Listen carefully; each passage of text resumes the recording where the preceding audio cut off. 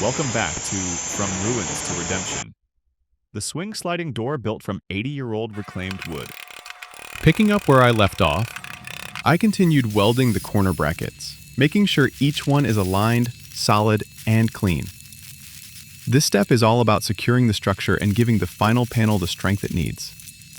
It's repetitive work, but necessary.